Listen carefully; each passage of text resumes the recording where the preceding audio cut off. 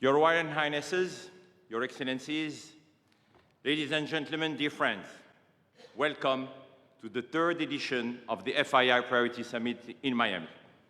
This year, we are starting with an exceptional session. It is my distinct honor to introduce a man who is the 45th and 47th President of the United States of America. This man is a visionary business person, a media icon, and a political leader, of course. His impact on the global stage has been profound. From transforming the real estate industry to reshaping economic and foreign policy, his leadership continues to spark dialogue and drive change. At the Future Investment Initiative Institute, we are committed to shaping a brighter, more sustainable future by fostering innovation and global collaboration. These are principles that align with the President's bold approach to leadership and economic growth. Please, ladies and gentlemen, join me in welcoming 45th and 47th President of the United States, Donald J. Trump.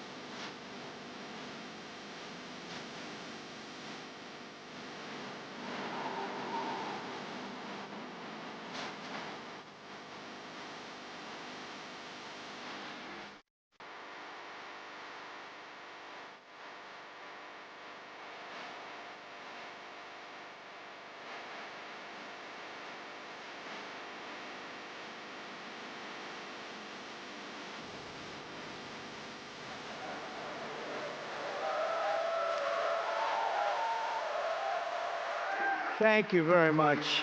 What a great group this is. You have to see outside. It's going wild outside with a lot of love for all of us, I guess. But thank you, Richard, for the introduction, and thank you to all for such a warm welcome. It's great to be back in beautiful Miami, where I've actually built a lot of great buildings with the Desert family and some others. We've had tremendous success in Miami. We have Trump Towers and Sunny Isles Beach. It's 4 beautiful buildings right on the ocean. The Trump Grande, put the little E in the end for a little, class it up a little bit. Trump Grande and the 700-acre Doral. It's a tremendous country club, and it's actually the most successful country club in the U.S., where I was just given approval to build 1,500 units, and I couldn't care less about building units. When you're president, who the hell wants to build units? I've been building units all my life. I don't want to build units, but they gave us permission to do it. But today is a tremendous honor to become the first American president to address the Future Investment Initiative Institute. That's the first one. It's always known. And I want to thank Mayor of Miami, Francis Suarez, for being here. Thank you very much, Francis, wherever you may be. Hi, Francis. And thank you for the endorsement when I ran. I was very appreciative. Along with the mayor of Miami Beach, Stephen Miner. Stephen, thank you very much. Thank you. Thank you. Thank you, Stephen. Thank you very much. And numerous American business leaders, some of the biggest business leaders actually anywhere in the world, and many distinguished guests from the Middle East, and in particular the Kingdom of Saudi Arabia, a special place with special leaders.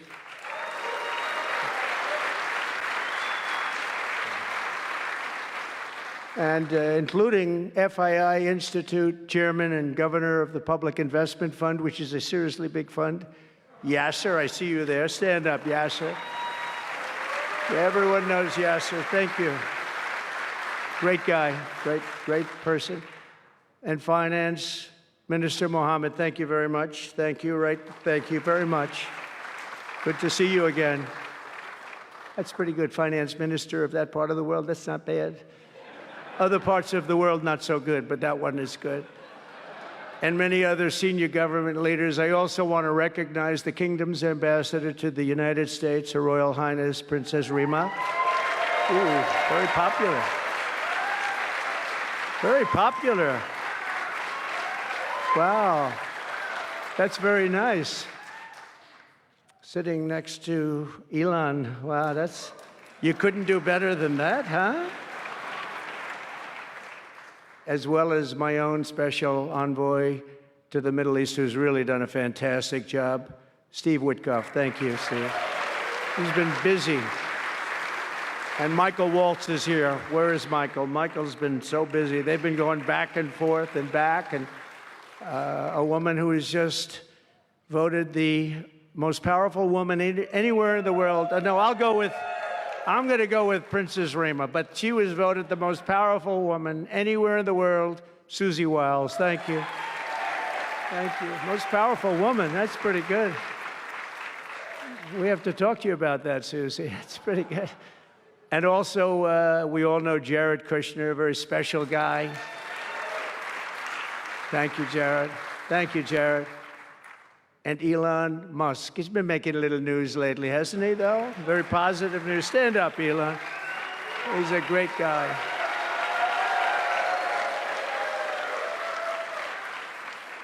We did a little show last night. I heard they got very good ratings, too, by the way. We did. Hannity. Sean Hannity was fantastic, a fantastic man, a fantastic guy, and he did a show, and it was great being on the show with you last night. I come today with a simple message for business leaders from all across the nation and all around the world. If you want to build the future, push boundaries, unleash breakthroughs, transform industries, and make a fortune, because you want to make a fortune. Most of you have already made a fortune. I don't want to say that. There's no better place on earth than the current and future United States of America under a certain president named Donald J. Trump. I think that you're going to do very well. They're saying that November 5th, Election Day, 2024 will go down as one of the most important days in the history of our country. They said in 129 years, the most consequential election. I don't know if they're right about that or not, but it sounds good. I wanted to see if I could get a couple of more years tacked on, but I figured the fight wasn't really worth it. 129 is a lot. And as of January 20th, 2025, the dark days of high taxes, crushing regulations, rampant inflation, flagrant corruption, government weaponization. Oh, I know about weaponization. And total incompetence will be gone forever. They'll be gone forever. Because the United States is back and open for business, and the golden age of America has officially begun. You see it happening. Since my election, America's economic engines have come roaring back to life in just a very short period of time. Think of it, from November 5th, the progress that's been made has been amazing. The NASDAQ is up nearly 10% in just a few months, and that's a lot. The Dow Jones Industrial Average is up 2,200 points, and Bitcoin has set multiple all-time record highs, because everyone knows that I'm committed to making America the crypto capital. We want to stay we want to stay at the forefront of everything, and one of them is crypto, and Miami seems to be the center of the action, come to think of it, and maybe it'll stay there. Business optimism skyrocketed 42 points. Think of that in a single month, the most in history by far. That's the biggest increase in history by not even close. The ISM index of manufacturing activity surged into positive territory for the first time in many years. Amazing. And it was just announced, this is an interesting one, I didn't realize it was that bad for so long, but it was just announced by one of the nation's most historically accurate and respected pollsters, Rasmussen, that the number of Americans who believe our country is on the right track now exceeds those who think it's heading in the wrong direction for the first time in 20 years. Can you believe that? 20 years. And this is really a seismic 27-point swing from just before the election. Nobody's ever seen anything like that one yet, sir. I want to tell you, that's a big one.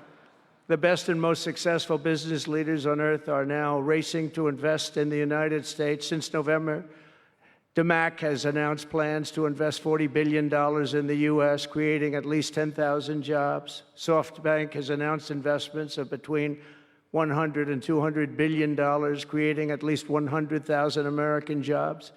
Oracle and OpenAI and SoftBank are now collectively committing $500 billion to keep the United States on the cutting edge of artificial intelligence, and so many more. I mean, so many companies that want to come to the White House and have a little news conference all the time. I said, why don't you just announce it?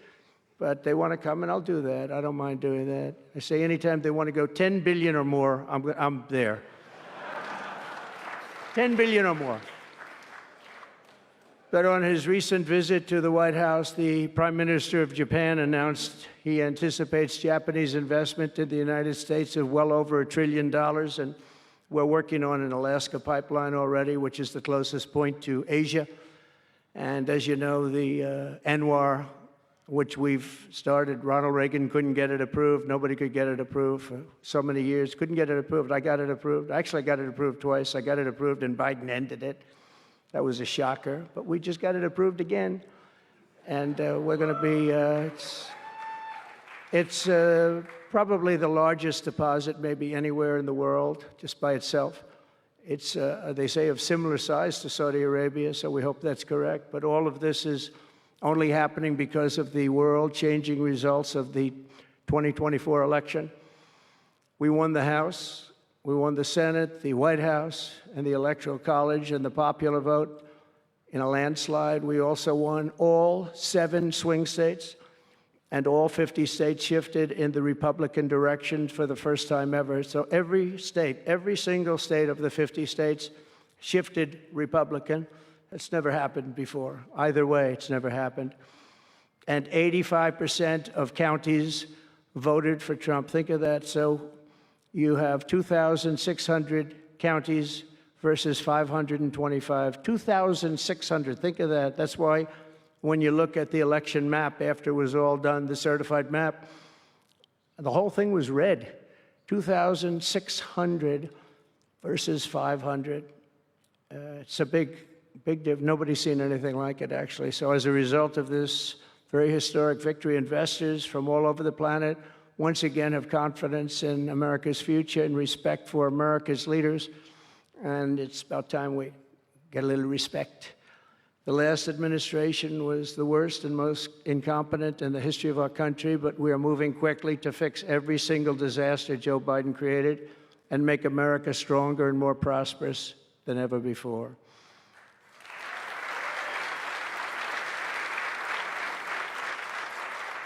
Our first and most urgent mission is to remove the criminals that Biden allowed into our country with the ridiculous and very dangerous open borders policy. They came from all over the world.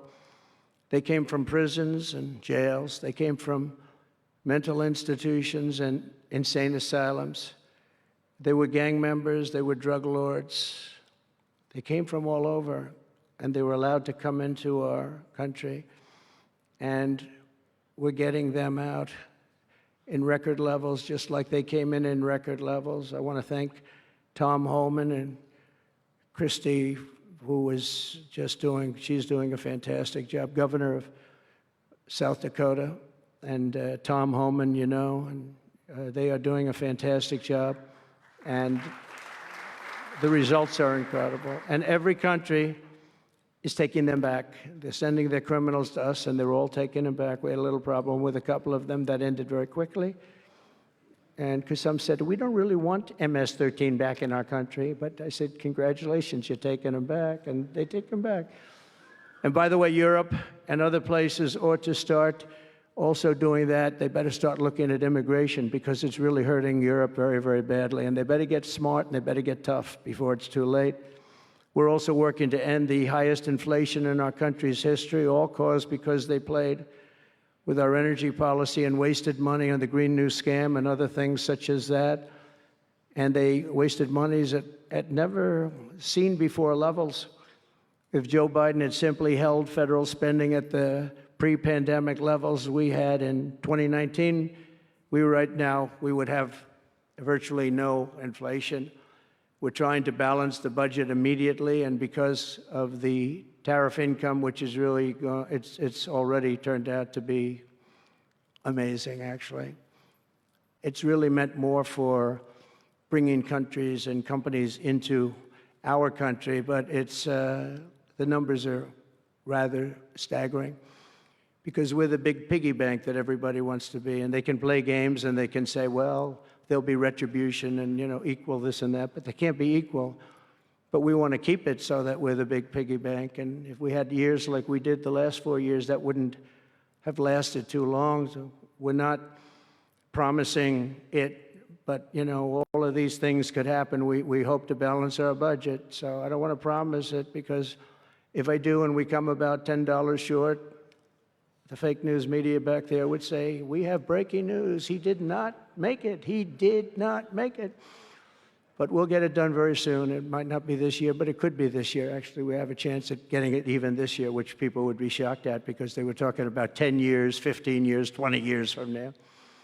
When I took office last month, we inherited the consequences of inflation. That was more than 4 times what it was when I left 4 years ago. Think of that. I left, it was at 1.4%. And the annual government spending over $1.5 trillion more than projected in 2020 alone. $1.5 trillion. But under the Trump administration, all of that is changing faster and more dramatically than anyone ever thought possible. They didn't think it was possible to do what we've done in just a very short period of time. We've accomplished more in 4 weeks than most administrations accomplish in 4 years. On my first day in office, I imposed an immediate federal hiring freeze, a federal regulation freeze, and a foreign aid freeze. I signed an order creating the Department of Government Efficiency and put a man named Elon Musk in charge. Thank you, Elon, for doing it. Thank you very much. And he's doing a great job. I wish you could have seen him last night. It's really, he's a very committed person. He's a very serious person. And he's a very high IQ people. I like high IQ people. Not all have to be, but, it'd be nice to have some people up there that he's a seriously high IQ individual. Now, he's got his faults also, I will tell you that. But not too many of them, which is now really waging war on government waste, fraud, and abuse. And they're curbing inflation and saving taxpayers billions and billions of dollars every single day. And there's even under consideration a new concept where we give 20% of the DOGE savings to American citizens and 20% goes to paying down debt, because the numbers are incredible, Elon. So many billions of dollars, billions, hundreds of billions, and we're thinking about giving 20% back to the American citizens and 20% down to pay back debt and pay down debt, which is, if you look at value, if it were a real estate balance sheet, the debt is tiny, but we still want to pay it down. Doesn't matter. We don't look at it as a piece of real estate. It's America. We're going to get it down through intelligence, hard work, and, as Elon said, a word called caring. You have to care. By doing this, Americans will tell us where there's waste. They'll be reporting it themselves. They participate in the process of saving money. So many of the men and women in this room, as an example, they pay tremendous amounts of taxes, And here are just a few examples of where your money was going before I came along. These are just some of the, just taken at random. Oh, there are much worse examples than this. I was just looking at them before the speech, and I can tell you they were much worse. And there are some that are horrible, but I don't want to really say them because they're very, very embarrassing to people. Very, very embarrassing. And they're really something, but you'll be seeing it and you will be reading about it. But just some taken at random, $2 million for sex change operations in Guatemala, $20 million for Sesame Street performances in Iraq. $20 million, that's a lot of money. You know, I know what it costs to do those things. You get a cast over for $50,000, give them a couple of bucks tip, and that's it, not 20 million. 20 million, that's Gone with the Wind on steroids. $101 million for 29 diversity, equity, and inclusion contracts at the Department of Education. Wow. And we've canceled all of these, saved all of this money. And again, this is just a small sample. This could go on. I could read them all day. $520 million for a consultant. I want to know who is that consultant? To do ESG, that's environmental, social, and governance investments in Africa. $25 million to promote biodiversity conservation and illicit livelihoods by developing socially responsible behavior in Colombia. $40 million to improve the social and economic inclusion of sedentary migrants. Nobody knows what that even means. None of this stuff, everyone's trying to figure out what the hell does it all mean? $42 million for social and behavior changes in Uganda. 40 million's a lot of newspaper ads in Uganda. $70 million for research of evidence-based solutions for development challenges. $10 million for Mozambique medical male circumcision. What does that mean? $2.3 million for strengthening independent voices in Cambodia. $14 million for improving public procurement in Serbia. $486 million to the Consortium for Elections and Political Process Strengthening, including $22 million for inclusive, participatory political process in Moldova, and $21 million for voter turnout in India. What do we need to spend $21 million for voter turnout in India? Wow, $21 million. I guess they were trying to get somebody else elected. Wow, we ought to tell the Indian government, because when we hear that Russia spent about $2 in our country, it was a big deal, right? They took some internet ads for $2,000. This is a total breakthrough. $21 million for India elections, $29 million to strengthen the political landscape in Bangladesh, $20 million for fiscal federalism, and $19 million in addition to the $21 million for biodiversity conversion in Nepal, $1.5 million for voter confidence in Liberia. We need voter confidence too when you read this list. $14 million for social cohesion in Mali, $2.5 million for inclusive democracies in South Africa, $47 million for improving learning outcomes in Asia. Asia's doing very well. We don't need to give them money. And in another program, $50 million plus another $50 million for condoms for Hamas. Do you know about that? $100 million for condoms. Condoms. Does everybody know what a condom is? For Hamas, $100 million. And these are just some. I could read this list all day long. I just don't want to bore you. But these are just some, and not nearly as bad as others. And some are just, I just don't want to say them because they're too incendiary. We're also finding tremendous abuse, waste, and fraud in Social Security. Social Security is, what's happening there is going to be one of the great potential scandals in history. On the program, there are over 4.7 million Social Security numbers from people from 100 years old to 109. Think of that. Now, over 100, there aren't a lot of people that make it. Hopefully, most of the people in this room will make it, but historically, you don't have thousands and thousands of people. But listen to this, 3.6 million people are on Social Security rolls from the age of 110 years old to 119. Do you think there are really that many? Those people are seriously old. But it gets worse. 3.47 million people are on Social Security from the age of 120 years old to 129 years old. 3.9 million people are on the age of Social Security from 130 years old to 139 years old. Now, the all-time record, I heard, is a woman who was 127 years old. That's the record. A woman from a certain country where they have actually people that live pretty long, actually. And she was 127 years old. That's pretty old. But we're topping her by millions of people. 3.5 million people from the age 140 to 149 years old. 1.3 million people are on Social Security from the age 150 to 159. And over 130,000 people are on Social Security over the age of 160 years old, okay?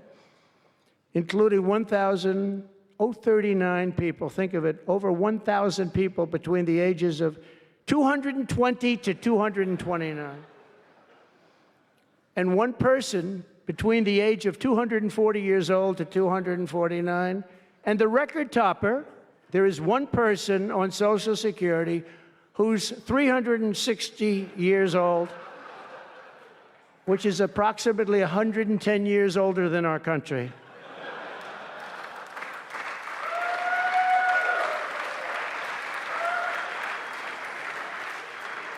So what we're trying to find out, and what we will find out, is are people being paid from all of these, you know, somebody pocketing 10,000 here, 10,000 there, what's going on? So we'll find that out pretty easily because we have a lot of computer geniuses. I said to Elon, who are these people that are doing this, the Doge people? I said, who are they? Where do they come from? He said, well, number one, they love our country. Number two, they're really genius at computers. So nobody's going to fool them. When they go in, they see some bureaucrat that's scamming the country, and they try and talk about, you know, certain computer language. These people say, no, it doesn't work that way. These are people that have a natural ability as you know, brilliant computer people. It was very interesting when he told me that. I said, that's what you need today. But all of these scams have now been terminated. In addition, over the past month, we have effectively eliminated the U.S. Agency for International Development, which was funding much of this lunacy. We virtually shut down the out-of-control CFPB, escorting radical left bureaucrats out of the building and locking the doors behind them. What they were doing was so terrible. Where they were spending the money was so terrible. What we haven't looked at yet, but will be, is does the money come back to them? Because nobody can be stupid like that. And they're not stupid. They're smart, actually. And, you know, why are they doing that? Does money come back to them? So we'll figure that out pretty easily, I think, and quickly. But I've ended all of the so-called diversity, equity, and inclusion programs across the entire federal government and private sector, and notified every single government DEI officer that their jobs have been deleted. They're all deleted. And it's interesting, even these companies that have tremendous amounts of money, a number of them just announced, Walmart, if you can believe it, they just announced that they're stopping. And, you know, these companies are writing off like $220 million. How can you spend that much money no matter what you're doing? If you're teaching something, you're going to have an instructor, you're going to talk, you're going to give them a book. Please read the book. You know, then you find they spent $225 million on that. What's going on? And we were going in the wrong way, and our military was really, although I tell you, you know, we defeated ISIS with our military in 3 weeks. General Raisin Kane he's some general, he's a real general, not a television general. And 3 weeks ISIS, and I asked him, and I saw some of his people that were so great, the soldiers. We have the greatest military in the world, but we don't have the greatest top leadership. That's why Afghanistan was such a horrible situation and so embarrassing and so many other things. But when we want to, with proper leadership, there's nobody even close to us. We have the best equipment in the world. We make the best equipment in the world. But we have the best military. But, you know, we never fight to win. We fight to just keep it going forever. And when we fight to win, there's nobody that can even come close to us. But I was talking to General Dan Kane, we call him Raisin Kane, and I was told it would take about 4 years to defeat ISIS, and he did it in 3 weeks. I said to him, "What do you think, General? How long will it take?" "Sir, I think we should do it in less than 4 weeks. You're going to have time left over." And he did that. And we were told by the television generals it would take 4 years, so we did it. That's when I went to Iraq. I flew to Iraq, and late at night, the dark of night, all the windows closed, all the lights off in the plane, in Air Force One. And we flew in, and it was pretty amazing. I'll tell you, we were landing, and there were no lights in the plane. "Sir, we have to turn off all lights." I said, "You mean we spend $9 trillion, and we have to fly in an Air Force One with the lights off?" And I went up to the pilot, said hello. And by the way, these guys are like central casting. These are the best-looking human beings. Everybody is like perfect. The most handsome people, the best-looking people you've ever seen with the flat tops and the whole thing. And I was a little concerned because the lights are off, and everything's off, and even the lights in where he was were down, very dim, very, very dim, with all of the lights on the fancy dashboards of the plane, of Air Force One. We're getting a new Air Force One if they can ever finish the damn thing. We're getting 2 of them, actually. But we may have to go a different route because it's taken them a long time. We're going to get military that's going to start building. We're going to get people to start building properly again in our country because they don't build properly. This was Boeing. But we're up there, and I'm looking at these people. And again, I say, they look like Tom Cruise, but better. Stronger, tougher. And I like Tom Cruise, but these are better. And they said, "Are we okay, Captain?" "Yes, sir, we're fine." But I'm looking out, I don't see any lights, and we're landing. And I'm used to that. I like to sit with the pilots a lot and respect the pilots greatly. And we're up there, and we have the computer. I call it the computer voice, where it goes 1,900, 800. It's feet. Your feet above ground. So that means you're very low. And I'm looking out, and my eyes are pretty good, and I don't see any lights. And the computer goes out. Sounds like an intelligent individual. It goes 1,000. We're 1,000 feet up. It's a 10-story building. There's a big plane. And then it goes 900, 800, 700. I say, "Captain, Captain, we don't see any lights. Is everything?" "Yes, sir, everything's fine, sir. We'll be landing in 3 minutes." And then it goes like 600, 500. "Captain, are we okay?" And then he goes 400, 300, 200. And I'm saying, "Man, there's nothing out there." And then he goes, boom, perfect landing right on this thing. There are no lights on the runway. There's no I don't know how the hell they do it, but I'm sure as hell glad we had somebody that knows how to fly. But they didn't want to have any lights because they didn't want the enemy. After spending years and trillions of dollars, we have to land with Air Force One with no lights on the runway. But they were incredible people. And then I got out of the plane, and I actually asked my people, I said, "Excuse me, I was very brave sitting in that cockpit. Am I allowed to give myself the Congressional Medal of Honor?" And they said, "I don't think so, sir." I said, "Well, I felt I was extremely brave." But now here's the problem with saying a story like that when you kid. The press will say, "President Donald Trump wanted to give himself the Congressional Medal of Honor." Headlines, headlines all over, the fake news. We call it the fake news, but we're all wise to them. But it was something, and then I went down, and it was the same thing. I'm standing on the top, and I look down, and there's these handsome people. Everybody's like from a movie set, good-looking guys. I get down the stairs, and what's your name? My name is Kane, sir. What's your first name? They call me Raisin. I say, wait a minute, your name is Raisin Kane? I love you. I've been looking for you for 5 years. You are the great. This is what I want. And there was a general next to him. There was a colonel. There was a drill sergeant, a master sergeant. They were all like people. I could make a movie right now. I'd have the best-looking people ever. And they were great. And then I went in and, sir, would you like to rest before the bed? No, I don't want to rest. I don't want to rest. I've been resting on the plane, other than the last few moments, which were quite harrowing. And I said, I don't want to rest. He was thinking about Biden in advance, you know? Biden would have gone there, he would have rested for days. And then they wouldn't have had a meeting. He'd just go home. No, I said, I don't want to rest. I don't want to rest at all. I want to go. So we went into this like bunker, and we had a lot of very good, talented people. And that's when I asked him. I said, you know, I'm hearing it's going to take a long time. No, that's not right, sir. It's not going to take a long time. We'll have it done in 4 weeks. I said, how can you say 4 weeks when in Washington they said 4 years? He said, 4 weeks, sir. We'll hit them left, we'll hit them right, we'll hit them up the center, we'll hit them underground and overground. We'll knock the hell out of them, sir. And I said, why is it that they said so long? He said, because they wouldn't let us fight. And we're very far away. They want us to fight for this, from this airport. We're very, very far away, sir, and they want us to fight here. We have many substations out, sub-airports, they call them, remote airports, where they build them in the sand, and we have many of them, and I'd use them all, sir. And I would hit them so hard from so many different directions.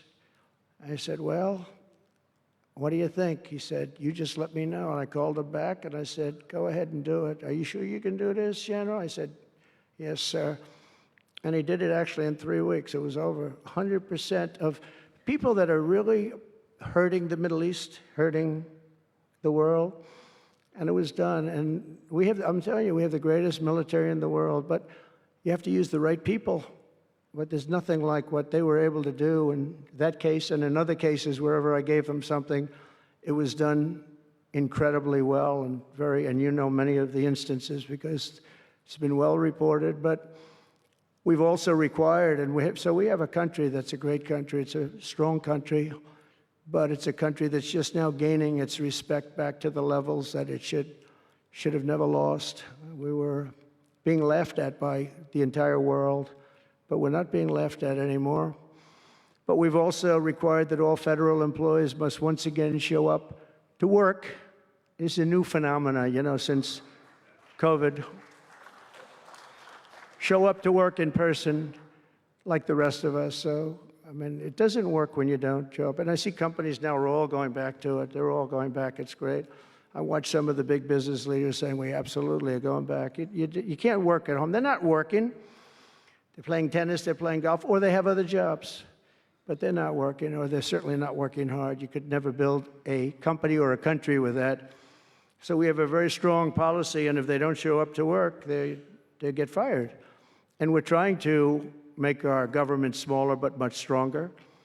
And we have tremendous bureaucracy, but it's happening. A lot of people are leaving, and in some cases leaving with pretty good offers. You know, you're paid 7 or 8 months and go out, find a job. But some of these people had jobs. They were actually working for us, but they also had other jobs. And those people, in theory, they have problems. I don't know if we're going to do anything about that. So we have other things to do, but they were working other jobs instead of working for us. So they were staying home working, but they were working other jobs, getting paid a lot of money, perhaps. We offered deferred resignation buyouts to all federal workers, resulting in more than 75,000 bureaucrats voluntarily surrendering their taxpayer-funded jobs. A lot of them are leaving because they don't want to be caught having the second job. Some are leaving because they didn't want to be in government any longer. And some are leaving because they didn't want to show up to work. They wanted to work outside of an office. And that's never going to work for anybody, including companies. Companies ought to get smart. You watch these companies where they do that. They start going bad. Nobody knows what's wrong with this company. Well, try getting the people back into the office where they can be cohesive and together. In less than a single month, the Department of Government Efficiency has already saved over this is just a short period of time, $55 billion And we're just getting started. That's nothing compared to the numbers that you're talking about, right? We're ending trillions of dollars in waste, and it'll mean much lower inflation, lower interest rates, lower payments on mortgages, credit cards, car loans, and much higher stock markets. I think the stock market's going to be great. In other words, we will rapidly grow our economy by dramatically shrinking the federal government, and we have to do it. I'm also taking fast action to end the radical left's nation-wrecking crusade against oil and natural gas. Over the past 4 years, the Biden administration cut the number of new oil leases and gas leases by 95%. They slowed new pipeline. I mean, look at Dakota Access, they wanted that one knocked out. The Keystone Pipeline, they wanted that one knocked out. They ended the Keystone. We got the Dakota Access done, but it wasn't easy after they tried to stop it.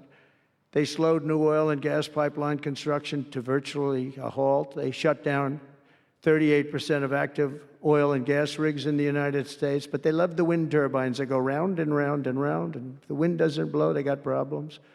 They kill all the birds, they ruin the sight lines, they ruin the plains and the beautiful areas of our country, including the oceans, the lakes. They closed more than 50 power plants, all causing energy prices to skyrocket. You saw that happen. That's what caused inflation, pretty easy. These policies were so destructive that despite draining nearly 40% of U.S. strategic petroleum reserve meant for emergencies, it was meant for emergencies. It wasn't meant for getting a price of gasoline down so that you can win an election. It didn't work for winning the election. Actually, there's so many people that are driving that it's a very small number, just had a very small effect, but in the meantime, it takes it down. We'll fill it up fast, but it's at the lowest level. When we made the transition, it was at the lowest level in history, ever recorded. It's the lowest level. Nobody's ever seen it that way. They put it all out because they thought they could keep gasoline prices down a little bit, just go past the election, and after that, they didn't care. And it didn't work because they didn't get elected. I got elected. But the price of gasoline still rose over 35%, and in some cases, at some periods, it was 100% and 125% during certain periods of time. Under the Trump administration, we have implemented a very different plan. You probably heard of it. It's called Drill, Baby, Drill. And we're doing it.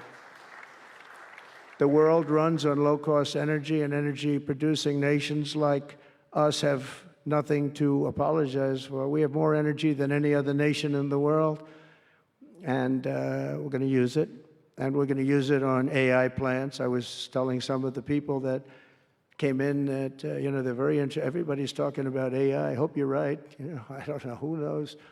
But Elon, are they right? Are they right in going they are all in for AI? But the problem is, to do it, just in our country, you need twice the electricity just to open up and be the top of AI. You need twice the electricity that we have right now in the entire country. If you take all of the electricity, you need more than twice. You need double what we have right now just to fuel this new industry that's growing. I was amazed when I heard that number. And they all said, how can we do this? Because, in China and various other places, you can probably get it with the shake of a hand. But in our country, you can't. But now you can, because I'm declaring a national emergency in order to get fast approvals. And we're going to have, if you build a plant, you're able to build an electric generating facility right next to your plant. So you'll be making your own. You won't have to count on utilities. You won't have to count on an old grid that could fail, could get hit by something, bad things or good things. But you're not going to have to worry about grids. You'll build your plant, and you'll build essentially you'll become a utility in a way. You'll build your own electricity. If you want to build extra and put it out and get paid for that, you're going to be able to do that. You could put it back into the grid, but you're going to be able to build with your plant a generating facility. And we're going to get you Lee Zeldin, head of the environmental group, various groups, and we've got them unified now, but we're going to get you very fast approvals, and they'll be approved so fast your head will spin. And we're going to get that whole industry started, and we're going to be the head of it. We're leading right now. We have the greatest brain power. We're leading right now, and I expect that we're going to be leading by a lot, but we're going to get you the energy very, very quickly. That would be the one thing that everybody was concerned. How do we have that much electricity when Los Angeles has blackouts and brownouts right now? And there's a lack of electricity, but we're going to get it at levels never seen before. I ended the ridiculous Green New Scam, halting tens of billions of dollars of wasteful deficit spending. And I withdrew the United States from the unfair one-sided Paris Climate Accord, and I ended Joe Biden's insane electric vehicle mandate because it was just insane. I repealed the last, and by the way, if you want to buy an electric car, it's great. If you want to buy a gasoline-driven car or a hybrid, it's great. Whatever the thing happens to be. I heard hydrogen's hot. The problem is when it's not, you're in deep trouble, because when that sucker blows up, they don't find the body.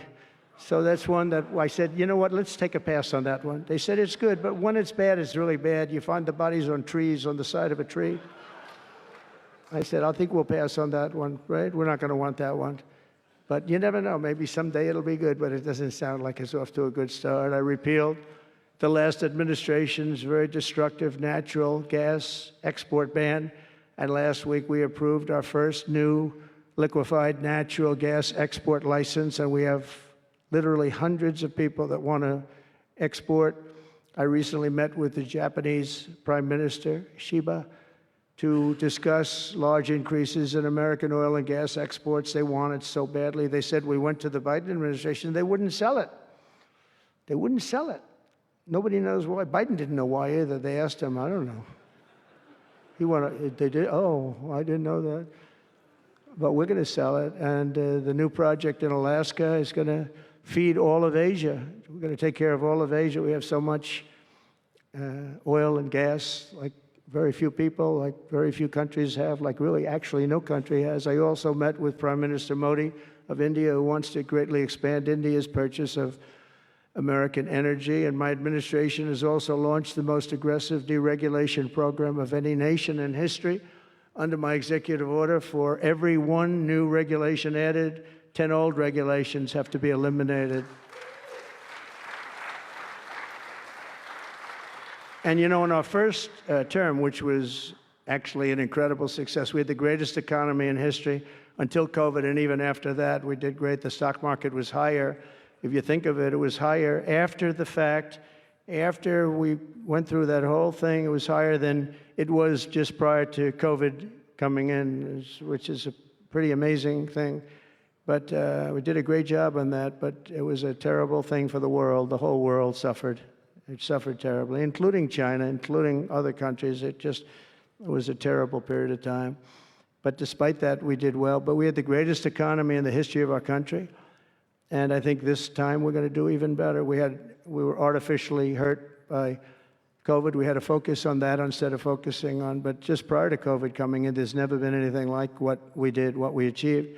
And even after, we did very well, and especially considering what all of us had to do with COVID. Some nations were hit so badly, it's just unbelievable what happened to them. As part of our effort, I've signed executive orders to keep the United States at the forefront of artificial intelligence and to end Joe Biden's war on Bitcoin and crypto. We ended that war totally. That war is over. They were very hostile toward them until the very end, just because there's so many people on Bitcoin and crypto that just before the end, the SEC came out and they were being very nice. I was so nice to people because so many people were being indicted for no reason whatsoever. Very political group of people. That's all they did was they liked indicting people, but they were being indicted, and many of those indictments were dropped just before the election because they said, wait a minute, there's 100 million, 125 million people using this, and they didn't want to have, you know, all these people being voted against. But by the time they did that, it was too late. We had that vote entirely, I think. I think anybody was smart that believed in that, and there were a lot of people believing it. Anybody that was smart voted for Trump. And they pulled the indictments, and I see people that were indicted. I said, I saved your life. I saved your life. Because if they thought that, they actually thought that I was doing it. They said, why is Trump doing it? Is he doing it for political reasons? I don't do anything for political reasons. I do what's right. I want to be in the forefront of every industry. So I'll be working with the Republican Congress to pass the largest tax cuts in American history. And that includes, obviously, that includes we have to extend the Trump tax cuts, which were, until now, the largest. We're going to dramatically cut taxes for families and for workers and for companies, including no tax on tips and hopefully no tax on Social Security and no tax on overtime. And that overtime one is a sleeper because I think a lot of people are going to be spurred on to do a lot of extra work. When they hear that, it's a lot of companies really like it and a lot of people really like it. The new Trump tax cuts will also include 100% expensing for new factory construction in the United States and anything else that you're going to buy with capital. If you buy something that is going to be good for our country, we're going to let you expense it, 1 year expense. And I did that the first time, and everybody was saying, can you go back to that? Now you still get, I guess, 40% or whatever, but it, pares down. But we're going to bring that right up to the top level. I think that had a lot to do with the success that I had during my first term. And we'll substantially cut taxes for all domestic producers of oil and gas and just about everything else that they produce. In my first term, I brought the business tax down from around 40% to 21%, which everybody said was an impossible thing to do. I cut it from 40. It actually was state and city was much higher than 40, but I got it down to 21%, and now I'm bringing it down to a goal of 15%, but only if you make your product in America. In other words, you're going to be at 21%, but if you make your product in America, you're going to go from 21 to 15. If you don't, you're going to pay 21%, which is still lower than anything. So guys like Elon are going to come and make his great cars in the United States. There are a lot of people will. A lot of people are calling. A lot of car companies are calling. They called me, three of the majors. They called and they said, we're looking all over the place. We want to be there. I'm going to be announcing tariffs on cars and semiconductors and chips and pharmaceuticals, drugs and pharmaceuticals and lumber probably and some other things over the next month or sooner. And it's going to have a big impact on America. We're bringing our businesses back. If they don't make their product in America, then they have to pay a tariff. But if they do make their product in America, they don't have to pay any tariff, which will bring, it's all going to bring trillions of dollars into our treasury, or it's going to mean that there won't be any taxes because we want to have a fair base. If they don't have it, we don't have it. If they don't pay, if they don't charge us, we don't charge them. It's pretty simple. The Republican Party is once again the party of common sense. We're a party of common sense. We want strong borders. We don't want men playing in women's sports. We don't want to have transgender for everybody. We're the party of common sense. That's how we won the election in such a big manner. We'll no longer allow other countries to ransack and plunder our nation. That's why I've announced that we will soon begin imposing reciprocal tariffs on any country that engages in unfair and unequal trading practices. If they tariff us, as I said, we will tariff them at the exact same rate. So if a certain country, because some of these countries, even countries that I've already mentioned, are extremely aggressive with tariffs. Nobody knows that. European Union, they have a VAT tax that's devastating. It's very tough for people on the outside. Hard to sell cars, really impossible to sell them because they also have non-monetary tariffs that are very, very tough. But if you take a look at that, it's a very unfair situation. And the VAT tax is similar to the tariff. Around the world, I'm moving quickly to end wars, settle conflicts, and restore the planet to peace. I want peace, and I don't want to see everybody being killed. And you take a look at the death in the Middle East and the death that's taking place between Russia and Ukraine. It's been going on, and we're going to end it. There's no profit for anyone in having World War III, and you're not so far away from it. I'll tell you right now, you're not so far away. If we would have had this administration for another year, you would have been in World War III, and now it's not going to happen. In the Middle East, I've restored my policy of maximum pressure on Iran, designed to bring peace. And we've designated the Houthis a terrorist organization. They're destroying shipping lanes all over the place. They're making it very hard for people to get their product delivered. They're making it very difficult, but we'll take care of that situation. And we've secured a ceasefire in Gaza, and we're bringing in the hostages, and we're bringing them home to their families. Some of them are in pretty bad shape, I have to tell you. To end the horrible war in Ukraine, I've spoken with President Putin and President Zelensky, and our teams began negotiations this week in Saudi Arabia. I want to thank Saudi Arabia for that. That was so great. Yeah. And I want to thank, in particular, I mean, we have so many of the people, Yasser, Mohammed, all of the people, but in particular, we have to thank Crown Prince Mohammed bin Salman for hosting these historic talks.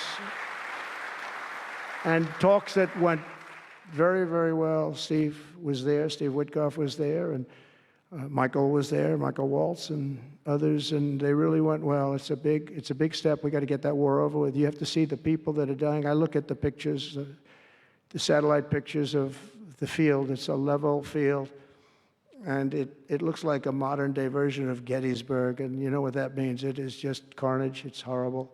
And, it's not American soldiers. It's not even soldiers from the Middle East in the case of Ukraine, Russia, but it's people, it's young people from Russia and Ukraine mostly that are just being decimated. It's flat fields. And a bullet goes, and a bullet only stops when it hits somebody. And the level of people being killed in that battle, soldiers, young soldiers, in some cases old soldiers, because they're running out of people. They're running out of soldiers, in one case. But think of it, a modestly successful comedian, President Zelensky, talked the United States of America into spending $350 billion to go into a war that basically couldn't be won, that never had to start and never would have started if I was president, not even a chance. And it didn't start for 4 years, never would have started. But a war that he, without the U.S. and Trump, will never be able to settle. They'll never settle that war without our involvement. That's why they did such a great job this weekend. That's why Saudi Arabia did such a great job this weekend in hosting. The United States has spent $200 billion more than Europe, and Europe's money is guaranteed. They get their money back. It's a form of a loan. Nobody knows that. I know that. I said, why isn't somebody saying, we do it the same way? And we spent much more money. We have to equalize. But while the United States gets nothing back, so they get their money back. It's a loan. We just give our money. And we had a deal based on rare earth and things, but they broke that deal. But they broke it 2 days ago. We had a deal because I said, we're spending $350 billion, and Europe gets their money back in the form of a loan, and we don't. We're just giving the money hand over fist. That's the Biden administration for you. But they're no longer dealing with the same United States as they were dealing with a few months ago. Why didn't crooked Joe Biden demand equalization, and that this war is far more important to Europe than it is to us, and that there's a very big, beautiful ocean, a separation? This is, we're helping Europe. We're trying to help Europe. On top of this, Zelensky admits that half of the money that we sent them is missing. They don't know where the money is. He said, well, we don't know where half of it is. That's great, wonderful. He refuses to have elections. It's low in the real Ukrainian polls. I mean, how can you be high with every city is being demolished? It's hard to be high. Somebody said, oh, no, his polls are good. Give me a break. Every city is being demolished. They look like a demolition site, every single one of them. And the only thing he was really good at was playing Joe Biden like a fiddle. He played him like a fiddle. That's an expression we use, Yasser, to say that he's pretty easy, pretty easy. A dictator without elections. Zelensky better move fast, or he's not going to have a country left. Got to move fast, because that war is going in the wrong direction. In the meantime, we're successfully negotiating an end to the war with Russia, something all admit that only Trump is going to be able to do in the Trump administration. We're going to be able to do it. I think Putin even admitted that. Biden never tried. Europe has failed to bring peace, and Zelensky probably maybe he wants to keep the gravy train going. I don't know what's the problem, but he hasn't been able. He's very upset that he wasn't invited. He could have come if he wanted to, but that he wasn't invited to Saudi Arabia. But he's been working for 3 years. There's never been even meetings or phone calls to stop this war. It's a horrible thing. I figure Russia's lost 900,000 soldiers. I think that Ukraine's lost probably 700,000. And it's a terrible thing. You'll see bodies and body parts all over the field, all over. We see them very accurately through satellites. I love Ukraine, but Zelensky has done a terrible job. His country is shattered, and millions of people have unnecessarily died. And you can't bring a war to an end if you don't talk to both sides. You got to talk. They haven't been talking for 3 years. So we hope to see a ceasefire soon and to reestablish stability in Europe and the Middle East. Thank you very much. And as I've said before, it's my hope that my greatest legacy will be as a peacemaker and a unifier. That would be a great legacy. So in conclusion, the golden age of America is upon us, and I'm inviting everyone here today and every citizen across our land to take part in the most extraordinary period of peace, prosperity, growth, innovation, wealth creation, and expansion the world has ever seen. We're on our way. I mean, everyone's talking about us. 3 weeks. We're in there for a couple of days more than 3 weeks. And everyone's talking about it. You have to see the crowds of people outside. It's pretty amazing what's happening. We're on the verge of soaring markets, surging incomes, booming production, groundbreaking technologies, thrilling discoveries, and a quantum leap in the quality of life. Absolutely a quantum leap. One day, very soon, our country will have the greatest economy in the history of the world because we once again have a president who puts America first, and we put America first, and your country should put your country first. But in the end, we want America first, and when it's all beautiful, which it's going to be pretty soon, we want to help other countries, and you want to help other countries. But, you know, I tell your leaders, and some of the leaders are in this room right now, you got to put your country first. Whether it's Saudi Arabia, whether it's something else, you got to put your country first. But we're going to have plenty left over to help others also. As long as you invest in America, build in America, and hire in America, that means that I'm fighting for you. I am fighting very hard for you. Together, we're going to make the United States of America bigger, better, bolder, richer, and greater than ever before. It's going to be stronger than ever before. We're going to be a peacemaker and a peacekeeper. We're going to stop people from these stupid, never-ending wars. We're not going to partake in them ourselves, but we'll be stronger and more powerful than anybody by far. And if it ever came to war, there is nobody that will be able to come close to us. But we don't think that's going to ever happen. So I want to thank you all very much. It's a great honor to be here. And I think somebody said they're going to ask questions. And I didn't say, gee, what are the questions like Biden does? I say, just ask. It doesn't matter. You ask a question and I give an answer. So I think, Richard, you're going to come up and you're going to give me some questions. Thank you very much. Thank you. Thank you very much, Mr. President. Please, a round of applause for the President of the United States of America. Thank you.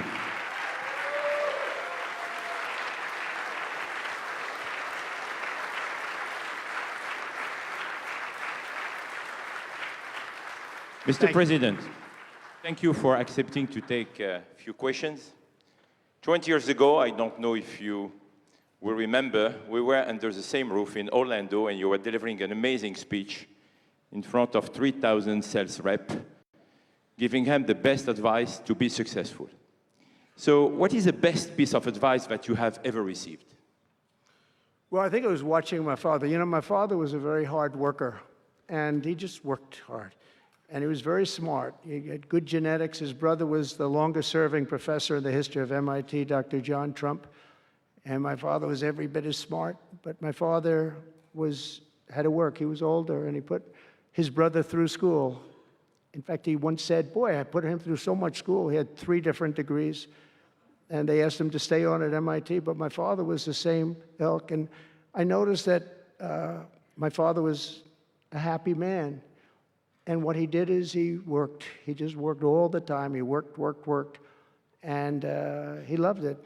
And really, I think the best piece of advice I got from that is you have to love what you do. And if you love what you do, you're going to have a happy life. If you don't, I mean, I see so many people, they're in businesses that they don't want to be in. they're in businesses that, they're bored in or they're not good at. They don't have a natural ability at it. There is such a thing as natural ability, whether it's sports or acting or anything else. I mean, some people have an ability for something. Try and find that ability, but you have to love what you do. If you love what you do, you're going to be, at least you have a good chance of being successful. Mr. President, it's almost time for an early dinner. So if you are throwing a dinner party and you can invite 3 fascinating guests, living or dead, who would you bring? Well, they're all sitting right in the front row. Yasser, are you ready? Mohammed, are you ready? Steve Witkoff, and we have the most important person, at least until the World Cup is over, is here. Johnny, stand up. He gave the United States the World Cup. Johnny, thank you very much. I didn't know you were here. That's very good. He's the king of soccer. That's not bad. And you've done a fantastic job. But it's very interesting. When I was president, I got the World Cup. And I got all of the, we have the 250 anniversary, so that fell in this administration. That's a big deal, 250 years. But we have all of these things happening, and I also got the Olympics. And I was called by the mayor of Los Angeles, sir, would you call up the Olympic Committee, because it was at that time President Obama will not take their phone call, and we're going to get the Olympics in Los Angeles. And by the way, they've recommitted to Los Angeles at a level that, I was very worried about that. And they've, the opposite, somebody could have said, well, we're going to do it someplace else, until they have actually recommitted. They're going to make it bigger and better than ever. So I want to let you know that. But I had the Olympics. So I got the Olympics, I got the World Cup, and I said, and the 250, but that one I didn't get. But it was there. It was in this term. And I ran an election, and we did fantastic in 2016. We did much better. Millions and millions, tens of millions, but millions and millions of votes better. And bad things happened, and I didn't get that one. And I said, when I originally signed the Olympics, I said, I won't be able to even be president. And I got the Olympics, because if I didn't, when I spoke with the people, the organizing committee and the people in different parts of the world, they asked me to do it because the president wouldn't do it. I was president-elect, and I gave them a talk. I couldn't get them off the phone. They were starving for love. And the bottom line, they gave us the Olympics. And I said, isn't it sad I won't be president? Then we had the election result, and now I'm president for the Olympics and for the World Cup. So I'm very happy about that, Johnny. Thank you very much. Thank you. I'll be there. I promise I'll be there. And by the way, Mr. President, backstage you have a gift from Johnny. He gave us the ball with your name, which will be played for the World Cup. That's great. In America. It's going to be great. Thank you, Johnny, very much. I doubt that any day you will take a sabbatical year, but if you could take a sabbatical year, Mr. President, what unconventional thing would you do? What was the word? Sabbatical. You don't work for 1 year. I thought you said Sabbath. It's a big difference. It's almost the opposite when you think about it, right? I think what I do is, look, what I'm doing now is the most exciting job in the world. It's a hard job, not an easy job. It's a nasty job. It could be a lot easier with, I think that the news media has to straighten themselves out, because people are getting it. They're losing tremendous popularity, and they've lost their prestige, and they've lost their credibility. And I think it's a very important thing, the news media, but I think they have to straighten themselves out, because the people are going around them now. They have so many different things with, like Elon with X, which was a big thing, and we have Truth, which has been fantastic, and we have so many other things that you don't really need traditional. But I will tell you that there is just nothing I could do to enjoy my life, whether it's that or anything else that you'd ask, because this is the ultimate. I mean, I had to make a big decision, and it was a very risky decision, because if I would have lost, my life would have been a much different life. It would have been a very nasty life. They were going after me at levels that nobody's ever seen before. Not Andrew Jackson, not Abraham Lincoln. The historians say that the president that was treated the worst by far by the media and overall was Andrew Jackson. In fact, his wife died of heartbreak. They were treated really rough. And Abraham Lincoln was second, but he had a civil war. You can understand that. But nobody was treated like me, nobody. And I will tell you, you learn a lot about yourself. But there's nothing I'd rather do. I had to make a decision. Do I do this? Because if I lost, it would have been very, very bad. It was dangerous, actually, very dangerous in so many different ways. And I decided to do it. And I said, I have to win, because if I don't win, I spoke to a friend of mine the other night. He said, you know, if you lost, it would have been very, it was actually Sean Hannity just before we did the interview last night. He said, boy, if you would have lost, you would have had a tough life. You would have had a very tough life. So there was a certain amount of courage involved in this decision to run, and it's a great honor to win by this much, to win all 7 swing states, the popular vote. Popular vote doesn't get won that much by Republicans for whatever reason. I think that's changing because, again, we're the party of common sense, and they're the party of some real bad things, and I think they'll change. I think they have to change. It would be wonderful. I'm going to be having lunch with some of the Democrats next week, and it would be wonderful if we could work together. I think working together would be great. But they have to change. You can't get elected on the programs that they want, and that's really what America wants to see. So there's nothing I'd rather do than what I'm doing right now. When we started this conference, Mr. President, Yasser and I, His Royal Highness the Crown Prince told us, I want that to be the place where people will come to understand where to invest in terms of geographies and sector. So what is the best investment you have made in your personal growth, Mr. President? Well, I was involved in real estate from, most of my life, and was, guys like Witkoff will tell you I was really good at it, and I was successful at it, very successful at it. I've been involved in things prior to being president, but during the last 4 years, I followed sort of the trends, and I've made a lot of money with following some of these trends. And, it's, again, it's something that you do. I really believe that some people have instinct. I think I've always had an instinct for making money. I make money. And I went into show business. I had one of the most successful shows on television. I wrote books, and they were all bestsellers. Virtually every book was a big bestseller, some really big bestsellers. And so I don't know, it's whatever I do, I just want to make it successful. It's very important to me. There are many ways to make money. You can be in many different fields. And a lot of them is being in the right country. If you're in a certain country, our country is actually getting very bad, a very dangerous place, actually. Bad things were happening. But if you're in a certain country, you have a chance to do well. And no matter how good you are, if you were born into the wrong country, you're not going to make money. Now, you can do other things. You can attain power, I guess. Maybe it's the wrong kind of power, but it's power. But being in the right country, where you have the right incentives and, entrepreneurship, et cetera, and America has always been sort of at the top, or one of the top, but always pretty much at the top. But it was losing that position, and I think losing it rapidly. This last administration, look, I don't want to be, I wish I could say, I wouldn't have run. If I thought Biden was doing a good job, if I thought I wouldn't have run. Because as I said, it was very dangerous to run in a lot of ways. In fact, my ear will show that when you look at it closely. My ear, I have that throbbing feeling every once in a while, but it was dangerous in a lot of different ways. But he was so bad that I had no choice but to do it. If I thought he was doing a great job, I wouldn't have run, and I would be very happy. I actually wanted him to do a good job. I was saying, do this, do that. I'm telling them, do things. They should have done what I said. And but I would have been very happy not to have run, and frankly, to have seen somebody do a good job. But our country was going to hell, and I really sort of had to run. If you were a historical ruler, would you prefer to rule during war or peace?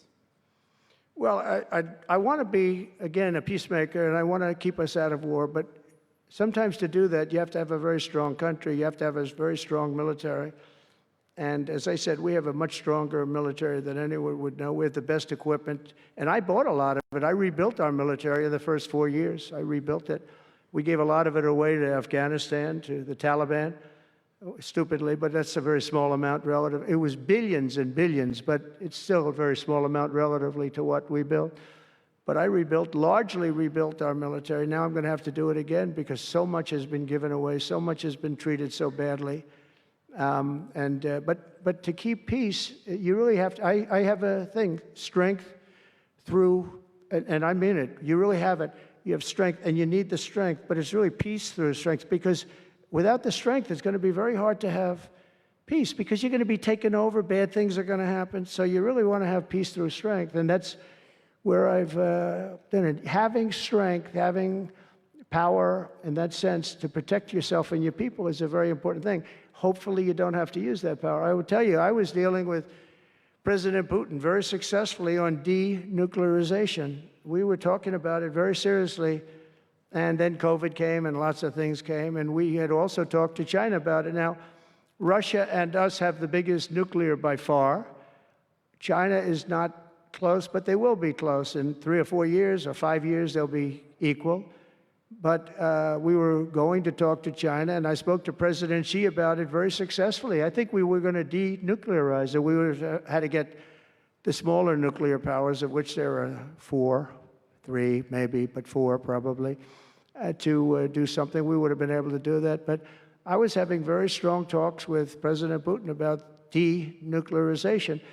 And, you know, if you're president, you get presentations about what we're building, what we're having, the power of weapons, the power of many things besides weapons per se. What I saw, the power of nuclear weapons, and we can never let that happen. If that happens, the ball game will be, the world will be destroyed. The power is so enormous. You look at Hiroshima, you look at Nagasaki, multiply that times 500 times, and the world would be destroyed. So you want somebody as your president, or you want somebody as your leader that understands that. We just can't let that happen. We can't let other countries get nuclear weapons.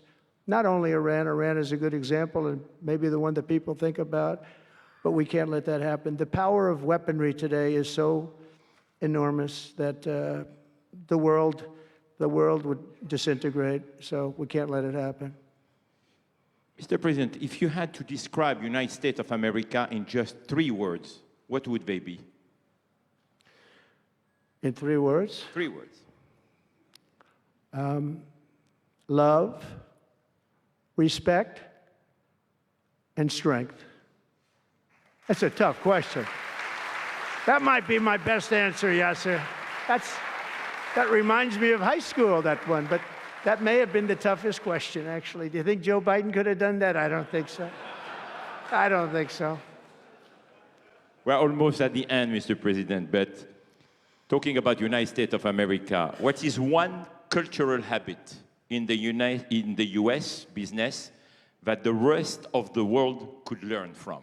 What is the best practice that we Well, I think we love country? our families, but I think a lot of the world loves their families. You know, I was speaking to the head of Mexico because I complain constantly about people pouring in. Now our border is the strongest border we've ever had. We've gone from the worst border ever in history to the strongest border. But I was speaking to the president of Mexico, a very wonderful woman, actually, and I said, we were talking about drugs. You can't let people come through your country and come into the country. You know, I was not that nice, but they understood what I was saying. And she said something that really got me. I said, you're not a big drug-taking nation? And she said, no, we are not a consumer. And I said, a consumer, what an interesting word. We're not a consumer nation. We're not a consumer of drugs. I said, what an interesting, and why is that? She said, well, we have very strong family values. I said, but we do too. We do too. We have very strong. Our families are devastated by what's happening with fentanyl, and China will not be doing. We're going to make a deal with China. They were not letting that happen anymore. And I had a deal, by the way, before I left. I had a deal with President Xi where they were going to give the maximum penalty to anybody making fentanyl and sending it into the United States. And their maximum penalty is the death penalty, and it would have stopped. But when the election turned out to be a rigged election, but that's okay. When an election turned out to be, it was an election that shouldn't have happened. All the things that happened. I'll give you an example. We wouldn't have had October 7th, Israel attack. We wouldn't have had Ukraine and Russia fighting. We wouldn't have had inflation. We wouldn't have had all of these things that, happened. But in speaking with her, she said about family values, I said, well, you're not really saying anything there because we have great families too. We have great family values. She said, plus we advertise a lot. I said, ooh, you mean you advertise about how bad drugs are? Yes, we do. We spend a lot of money on advertising. And I said, unbelievable. That was such a great conversation because we're going to spend hundreds of millions of dollars advertising how bad drugs are so that kids don't use them, that they chew up your brain, they destroy your teeth, your skin, your everything. And I thanked her for that. You know, I make so many calls and I never learn anything from anybody. I know everything and I never learn anything from anybody. And I spoke to this woman. As soon as she said it, she didn't have to say exactly what. I said, exactly, what a great idea. And I think we're going to have, and I saw pieces of it, we're going to go in with $100 million and then another $100 million initially. But I saw some of the ads and they are really violent. I said, you have to make them strong. Your skin practically comes off after a period of time. You lose your hearing. You lose your teeth. It is terrible. And we show this happening to people. And I think we're going to, you know, we did very well with, we had blue ribbon committees headed up by the First Lady of the United States and a lot of other people that, you know, they have no idea the viciousness of these cartels and these people. And they're smarts. I mean, they're very smart, tough people. Making a fortune, by the way, an absolute fortune. But we got it down 18%, which was a record. But 18% is not great when you think about it. I think we could get it down 50 or 55 or maybe even 60% with advertising. So she really gave me something. I was going to call her and tell her that she did, but now I don't have to call her because she's going to be seeing this right now. So to the President of Mexico, thank you very much. I appreciate it. But we're going to do a great advertising campaign saying how bad it is, how drugs are so bad for you. My last question, Mr. President. You have mentioned briefly in your speech about the legacy. What would you like your legacy to be, if you can tell us more about it? That I came into a country that was great, but is in trouble. And I made America great again, and I got it out of trouble, and people respect America now, and we were a country of peace, and we brought peace to the rest of the world. Thank you. Thank you very much, Mr. President. Thank you very much, everybody. Thank you.